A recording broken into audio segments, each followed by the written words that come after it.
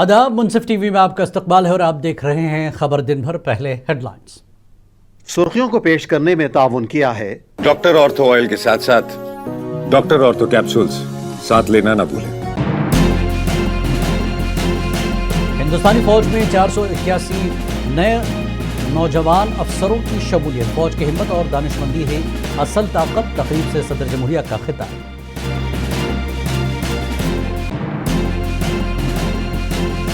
वज़ीर आज़म 6 रोज़ा बैरूनी दौरे पर रवाना। फ्रांस और स्लोवाकिया के रहनुमाओं से कई अहम उमूर पर होगी बात।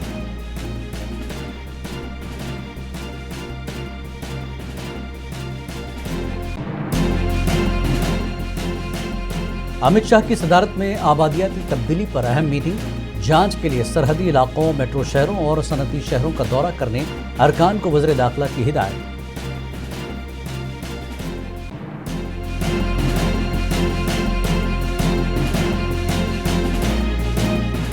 अमेरिका ईरान के दरमियान बातचीत मुसलसल जारी। ट्रंप का दावा, आइंदा 2 दिन में मुआहिदा होने का। अब्बास अराग़ची ने जाहिर की उम्मीद।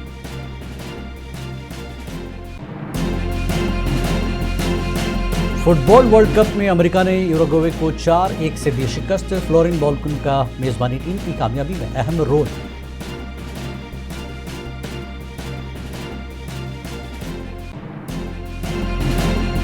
पीवी सिंधु एक मरतबा फिर खिताबी जीत हासिल करने से हुई महरूम। ऑस्ट्रेलियन ओपन के सेमीफाइनल में जापानी हरीफ के खिलाफ शिकस्त।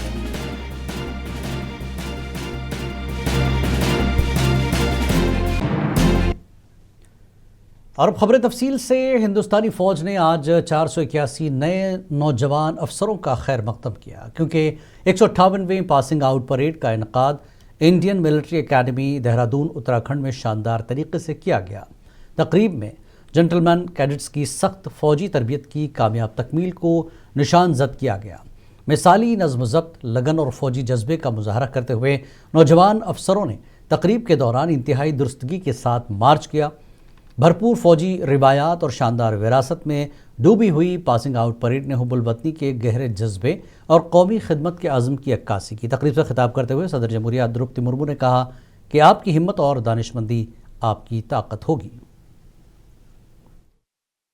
किस समीक्षा अधिकारी I take this opportunity to appreciate everyone associated with this prestigious institution in the past and present.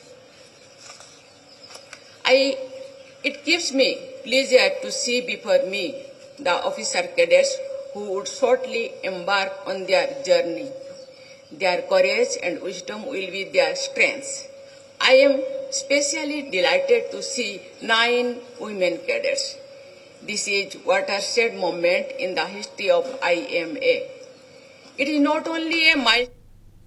वज़ीर आज़म नरेंद्र मोदी अपने 6 रोज़ा दौरे पर फ्रांस और स्लोवाकिया के लिए रवाना हो गए हैं। अपने रवानगी के बयान में मोदी ने इस बात पर रोशनी डाली कि हिंदुस्तान के स्ट्रेटेजिक बयान में फ्रांस का एक ख़ास मकाम है। पीएम मोदी ने कहा कि ये इस दौरे का फोकस हिंदुस्तान और फ्रांस के दरमियान इक़्तिसादी और सकाफ़ती रवाबित को फ़रोग़ देना होगा। उन्होंने मज़ीद कहा कि यह दौरा हिंदुस्तान की यूरोपीय यूनियन के साथ स्ट्रेटेजिक शराकत दारी को तक़वियत बख्शेगा, जिसमें स्लोवाकिया एक अहम और काबिल कदर रुकन है। वज़ीर आज़म कल फ्रांसीसी सदर इमानुएल मैक्रोन के साथ भारत इनोवेट का इफ्तिताह करेंगे। उन्होंने कहा कि यह तारीख़ी तक़रीब हिंदुस्तान फ्रांस साल इख्तरा के पस मंज़र में मुनक़्क़िद की जा रही है। वज़ीर आज़म ने कहा कि हिंदुस्तान के सबसे ज़्यादा उम्मीद अफजा स्टार्टअप्स को आलमी सरमायाकारी से जोड़ देगा और हिंदुस्तान के आला तालीमी माहौलियाती निज़ाम से उभरने वाले इख्तिरात के लिए एक बड़े सूरतकार के तौर पर काम करेगा। इसके बाद मोदी स्लोवाकिया के 2 रोज़ा दौरे पर रवाना होंगे। उन्होंने कहा कि यह तारीख़ी दौरा दोनों ममालिक के दरमियान दोतरफ़ा ताल्लुक़ात में मजबूत रफ्तार पैदा करता है।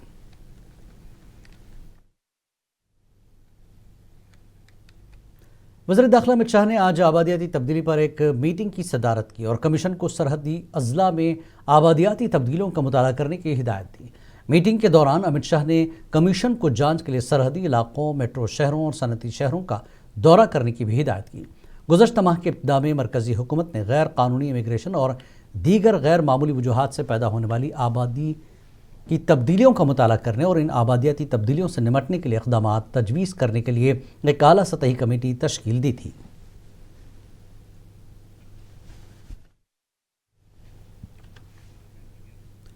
लोकसभा के स्पीकर ओम बिरला ने जोर देकर कहा कि 2047 तक एक तरक्की याफ्ता मुल्क बनने की तरफ हिंदुस्तान का सफ़र उसके खेतों और देहातों से गुजरता है।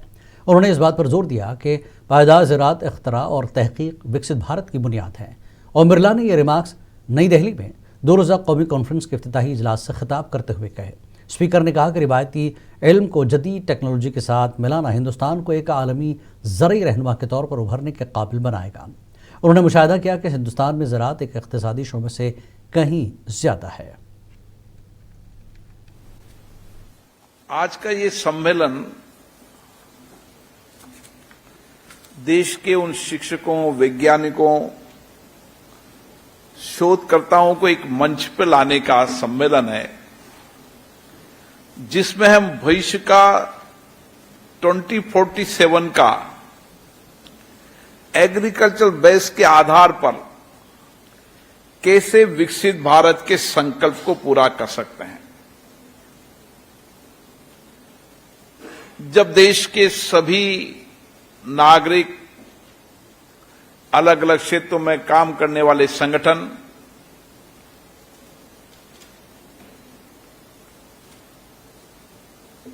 सामाजिक राजनीति क्षेत्र में काम करने वाले लोग,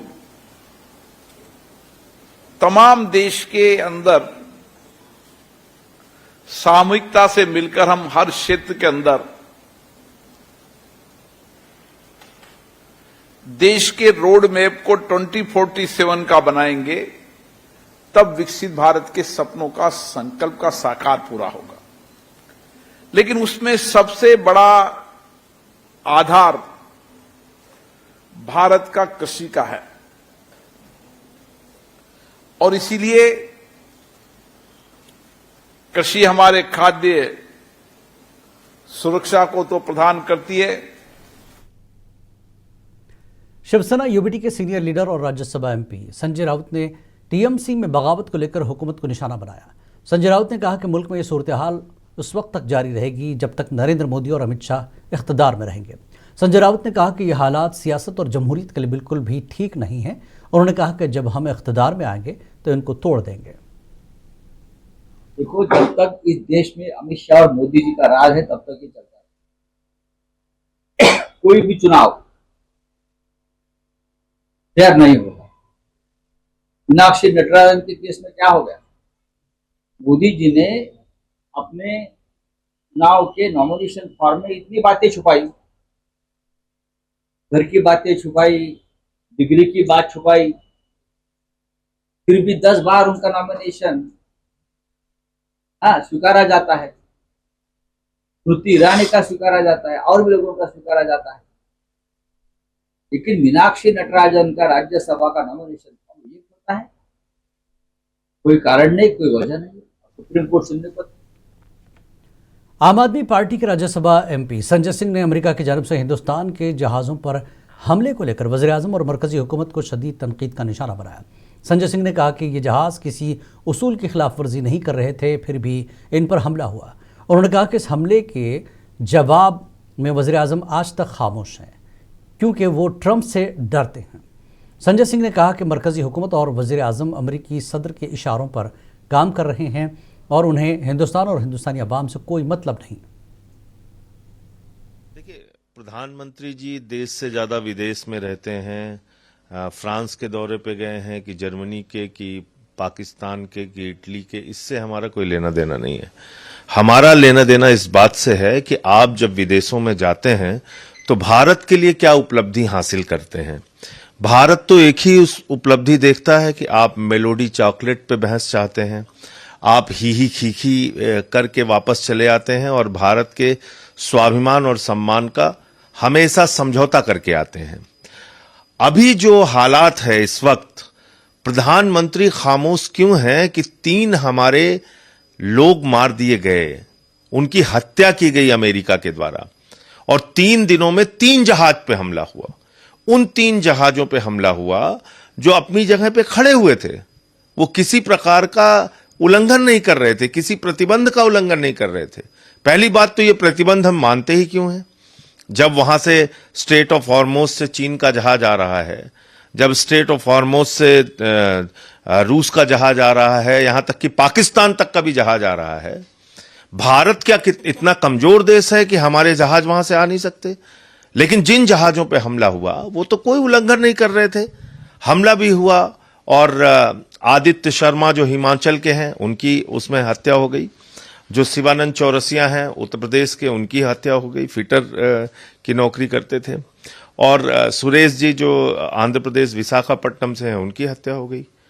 प्रधानमंत्री जो ब्राजील वज़ीर दिफा राजनाथ सिंह ने हफ्ते के रोज कहा कि बड़ी ताकतें मैदान जंग में अब कोई बरतरी नहीं रखती, क्योंकि छोटी कौमें भी खुसूसी हिकमत अमली का इस्तेमाल करते हुए खास नुकसान पहुंचा सकती हैं। इंडियन एयरफोर्स एकेडमी में कंबाइंड ग्रेजुएशन परेड से खिताब करते हुए राजनाथ सिंह ने यह भी कहा कि उभरती हुई टेक्नोलॉजीज ने जंग की तारीफ ही बदल दी है।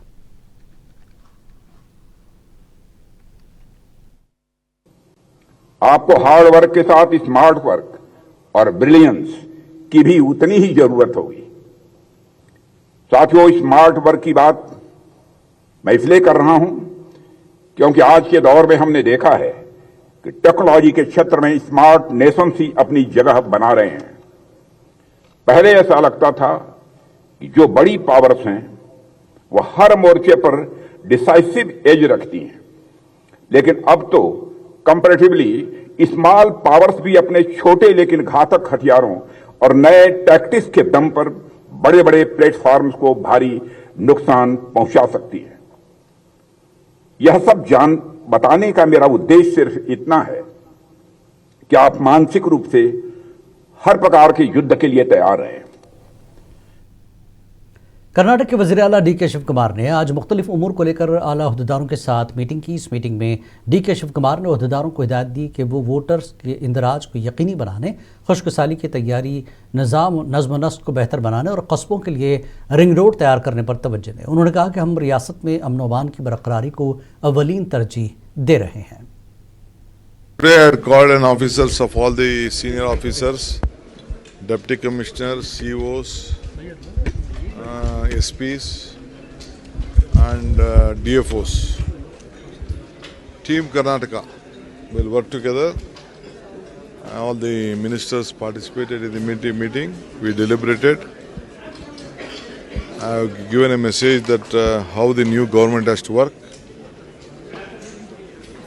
A great opportunity we have got. We are going to give a transparent government. And first thing on this vote, SIR, we've given them instruction. Every officer should go to every taluk, conduct a meeting of all the BLOs, block level office, booth level officers. They should map with the BLS, type with the BLS, and see that who are eligible. DM के सरबराह तमिलनाडु के साबिक chief minister MK. Stalin ने चेन्नई में मुनक़्क़दा एक तकरीब से खिताब करते हुए कहा कि टीवीके की हुकूमत को वोट देने पर आज वो लोग अफसोस का इजहार कर रहे हैं। स्टालिन ने पार्टी कारकुनों पर जोर दिया कि वो हर वक्त आवाम के दरमियान रहें, क्योंकि लोग टीवीके की हुकूमत से सख्त नाराज़ हैं और किसी भी वक्त हुकूमत गिर सकती है।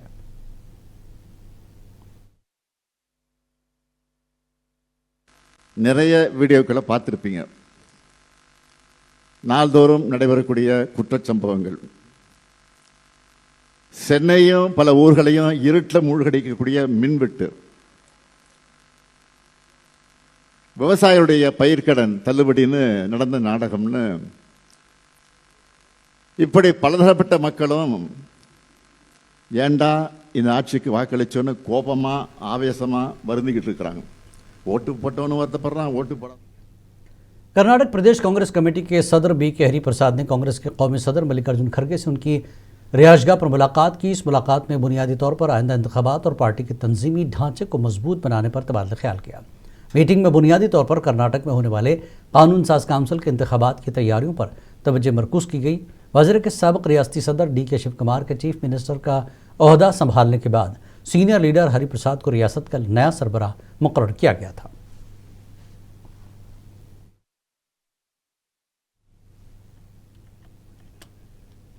कर्नाटक कांग्रेस के सीनियर लीडर सचिन रावत ने कहा कि कांग्रेस हमेशा से ही खवातीन का एहतराम करती आई है, ताहम बीजेपी ने कभी खवातीन और बेटियों को इज्जत नहीं दी। सचिन रावत ने कहा कि बीजेपी के दौर हुकूमत में कभी भी खवातीन को अहमियत नहीं दी और ना ही कभी दी जाएगी। देखिए, महिलाओं का सम्मान बहुत ज़रूरी है और महिलाओं का सम्मान हमेशा होता आया है, लेकिन भारतीय जनता पार्टी के एजेंडे में ऐसा कभी नहीं रहा है कि महिलाओं को ये लोग सम्मान दें। जब हाथरस की बेटी के साथ अन्याय होता है, जब उन्नाव की बेटी के साथ अन्याय होता है, जब उम्भा में महिलाओं के साथ अन्याय होता है, तो भारतीय जनता पार्टी जो अपराधी होते हैं उनको बचाते हुए नजर आती है।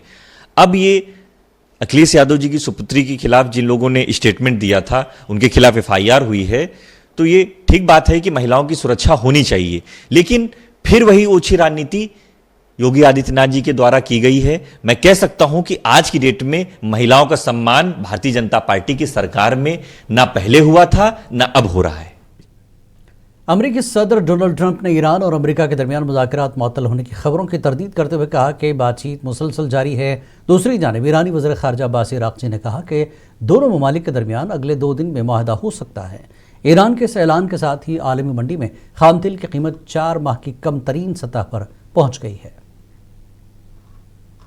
मशरिक़े वस्ता के उफुक पर सफारतकारी की एक नई किरण नमूदार होती दिखाई दे रही है। ऐसे वक्त में जब दुनिया कई हफ्तों से कशीदगी, तसादुम और गैर यकीनी कैफियत के साए तले सांस ले रही थी, अमरीका और ईरान के दरमियान मुमकिना पेशरफ्त की खबरें आलमी तवज्जो का मरकज बन गई हैं। अमरीकी सदर डोनाल्ड ट्रंप ने इन इत्तलाआत की तरदीद की है जिनमें कहा जा रहा था कि दोनों ममालिक के दरमियान मुज़ाकरात मुअत्तल हो चुके हैं। उनका कहना है कि बातचीत का सिलसिला मुसलसल जारी है और सिफारती राब्ते मुनक़ता नहीं हुए। दूसरी जानिब ईरानी वज़ीर ख़ारजा अब्बास अराग़ची ने उम्मीद जाहिर की है कि आने वाले दिनों में एक अहम पेशरफ्त सामने आ सकती है। उनके मुताबिक पहले मरहले में एक उबूरी इंतज़ाम नाफिज किया जाएगा, जिसके बाद ईरान की जौहरी प्रोग्राम पर तफसीली मुज़ाकरात का आगाज़ होगा। साबिक़ में मुज़ाकरात की सालसी का रोल अदा करने वाले पाकिस्तान के वज़ीर आज़म शहबाज शरीफ ने भी एक बयान में दावा किया है कि अमरीका और ईरान एक ऐसे मतन पर मुत्तफ़िक़ हो चुके हैं जिसे हतमी और बाहमी तौर पर मंजूर शुदा मुसव्वदा करार दिया जा रहा है। उनका कहना है कि सालसी के अमल में पेशरफ्त जारी है और अमन पहले से कहीं ज़्यादा करीब महसूस हो रहा है। इत्तलाआत के मुताबिक मुजव्वज़ा मुआहिदे में आबनाई हुर्मुज़ की बहाली, कशीदगी के खात्मे और एक दूसरे के दाखिली मामलात में अदम मुदाखलत समेत मुतअद्दिद नकात शामिल हैं।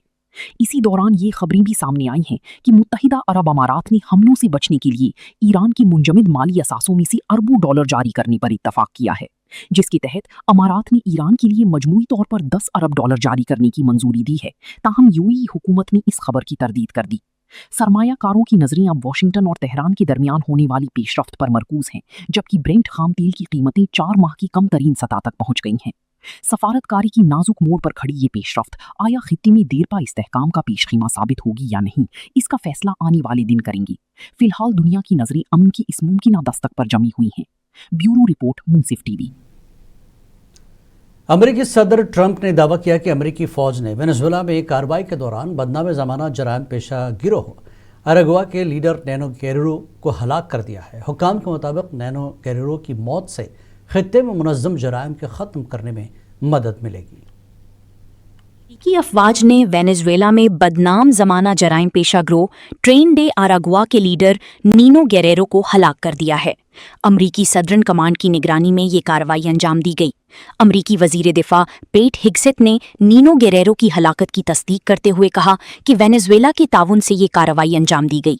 इस ग्रोह पर मंशियात की स्मगलिंग, भत्ताखोरी, इंसानी स्मगलिंग और पुरतशद्दुद जराइम में मुलव्विस होने के इल्जामात हैं। नीनो गेरेरो को अमरीकी अदालत में दहशतगर्दी की मुआवनत के अलावा दीगर कई मुकदमात में मतलूब करार दिया गया था, जबकि इसकी गिरफ्तारी पर $50 लाख इनाम भी मुकर्रर था। इस ग्रोह के तकरीबन 7,000 अरकान जनूबी अमरीका और अमरीका के मुख्तलिफ ममालिक में फैले हुए हैं। अमरीका ने फरवरी 2025 में सदर ट्रंप की इंतजामिया के इब्तदाई दौर में ट्रेन डे आरागुआ को एक दहशतगर्द तंजीम करार दिया था। इसके अलावा इक्वाडोर, अर्जेंटीना, पेरू, कनाडा और ट्रिनिडाड एंड टोबागो भी इस ग्रोह को दहशतगर्द तंजीम करार दे चुके हैं। ग्रोह का सरबरा 42 साला नीनो गेरेरो 2023 में वेनेजुएला की टोकोरोन जेल पर पुलिस छापे से कुछ देर कबल ही दीगर कई गैंगस्टर्स के साथ फरार होने में कामयाब हो गया था। नीनो गेरेरो पर भत्ताखोरी, गैर कानूनी कानकनी, मंशियात और इंसानी स्मगलिंग और जेलों से चलाई जाने वाली जराइम पेशा नेटवर्क्स चलाने का इल्जाम था। हुक्काम के मुताबिक नीनो गेरेरो की मौत से खित्ते में मुनज़्ज़म जराइम के खत्म करने में मदद मिलेगी। ब्यूरो रिपोर्ट, मुंसिफ टीवी। अमरीकी अफवाज। वॉल स्ट्रीट की बुलंद बाला इमारतों ने आज एक ऐसा तारीखी मंजर देखा जिसने मालियाती दुनिया की तारीख में एक नया बाब रकम कर दिया। स्पेस एक्स के शेयर्स में गैर मामूली और रिकॉर्ड साज इजाफे ने कंपनी के चीफ एग्जीक्यूटिव अफसर एलोन मस्क को दुनिया का पहला खरबपति यानी ट्रिलियनियर बना दिया है। वॉल स्ट्रीट की दीवारों ने एक तारीखी मंजर देखा जब स्पेसएक्स के शेयर्स की कीमतों में बेतहाशा इजाफे ने इलॉन मस्क को दुनिया का पहला खरबपति शख्स बना दिया। स्पेसएक्स ने ट्रेडिंग के पहले ही रोज 23% इजाफा रिकॉर्ड किया और $135 के आईपीओ प्राइस से बढ़कर दोपहर तक तकरीबन $167 तक पहुंच गए। इस इजाफे के बाद कंपनी की मार्केट वैल्यू $2 खरब से तजावुज कर गई, जबकि रिपोर्ट्स के मुताबिक इलॉन मस्क की मजमूई दौलत अब $1 खरब से ज्यादा हो गई, जिसके बाद वो दुनिया के पहले ट्रिलियनेयर बन गए हैं। सरमायाकारों ने इस पेशकश में भरपूर दिलचस्पी दिखाई और कंपनी ने $75 अरब जमा किए, जो 2019 में सऊदी अरामको के कायम करदा आईपीओ रिकॉर्ड से भी ज्यादा है। टेक्सास की एक तकरीब में इलॉन मस्क ने कहा कि नई सरमायाकारी को सैटेलाइट नेटवर्क्स की तौसी, मदार में डेटा सेंटर्स के क़याम और मुस्तकबिल में चांद और मरीख के मिशंस के लिए इस्तेमाल किया जाएगा। ताहम हर कोई इस कदर पुरुमीद नहीं। तहकीकी इदारे मॉर्निंग स्टार के तज्जियाकारों ने कंपनी की कदर को हकीकत से कहीं ज्यादा करार देते हुए कहा है कि कई टेक्नोलॉजीज अभी आजमाइशी मरहले में हैं, सरमायाकारी के तकाजे बहुत ज्यादा हैं और कंपनी को हालिया बरसों में अरबों डॉलर के नुकसान का सामना भी करना पड़ा है। कंपनी की शानदार मार्केट लिस्टिंग ने न सिर्फ सरमायाकारों के एतमाद को नई बुलंदियों तक पहुंचाया, बल्कि खलाई सनत के रोशन मुस्तकबिल को एक नई तानाई और उम्मीद अता की है। गर्चा कुछ सरमायाकारों ने कंपनी के गवर्नेंस ढांचे पर भी खदशात का इजहार किया है, जिनमें सुपर वोटिंग शेयर्स और शेयर होल्डर्स के कानूनी हुकूक पर बास पाबंदियां शामिल हैं। इसके बावजूद बहुत से माहिरीन स्पेसएक्स को मौजूदा दौर की सबसे बासर टेक्नोलॉजी कंपनियों में शुमार करते हैं। अब जबकि स्पेसएक्स एक पब्लिक कंपनी बन चुकी है, मार्केट की नजरें इस बात पर मरकूज होंगी कि आया इलॉन मस्क अपने मुस्तकबिल के ख्वाब को एक पायदार और मुनाफा बख्श कारोबारी हकीकत में बदल पाते हैं या नहीं। ब्यूरो रिपोर्ट, मुंसिफ टीवी। यूरोपीय यूनियन ने एक तारीखी फैसला करते हुए यूक्रेन की यूरोपीय यूनियन की रुकनीत के लिए बाज़ाब्ता मुज़ाकरात शुरू करने पर इत्तेफाक किया। ब्रसल्स में होने वाले इजलास में यूरोपीय यूनियन के 27 रुकन ममालिक के सफ़ीरों ने इस अमल की मंजूरी दी, जिसके तहत आइंदा हफ्ते लग्जमबर्ग में मुज़ाकरात का बाकायदा आगाज होगा।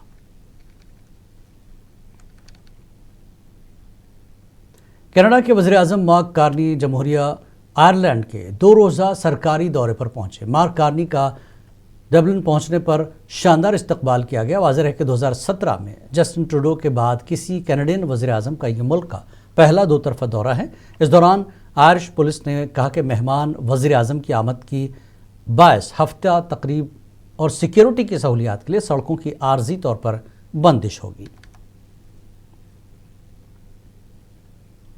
हिंदुस्तान की स्टार बैडमिंटन खिलाड़ी पीवी सिंधु ने ऑस्ट्रेलियन ओपन के सेमीफाइनल में शिकस्त से 2-4 हो गई।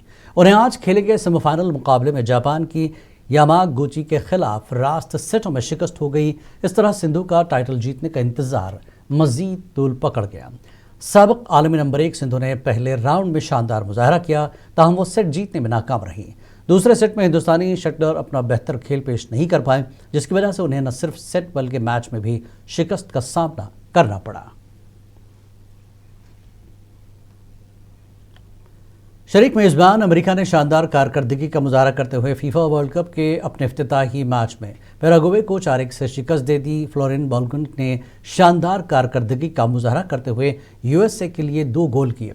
टीम शुरू से आखिर तक मैच पर हावी रही और मुकाबला को एक तरफा अंदाज में जीत लिया। पैराग्वे अमेरिका को चैलेंज न कर सका और इसे शिकस्त का सामना करना पड़ा।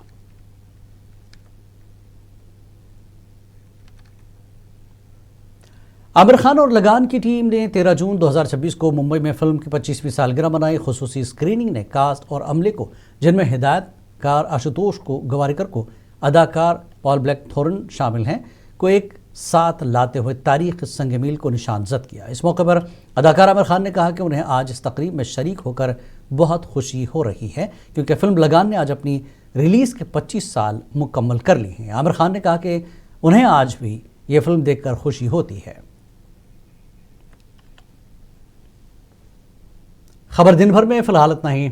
आदाब।